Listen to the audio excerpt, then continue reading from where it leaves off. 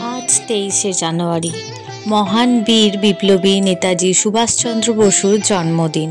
এই মহান দেশনায়কের জন্মদিনে বৈদ্যবাটি আনগাসলাইন স্টুডেন্ট স্পোর্টিং ক্লাবে আবিষ্কার ফাউন্ডেশনের সহযোগিতায় অল ইন্ডিয়া এনজিও ওয়েলফেয়ার অ্যাসোসিয়েশনের নির্দেশনায় বেগমপুর আর্ট অ্যান্ড কালচার সোসাইটির পরিচালনায় 150 জন দুস্থ অসহায় মানুষের সম্পূর্ণ বিনামূল্যে ইসিজি, রক্তের সুগার পরীক্ষা, ব্লাড প্রেশার পরীক্ষা, ডাক্তারি চেক আপ এবং সম্পূর্ণ বিনামূল্যে ওষুধ দেওয়া হয়।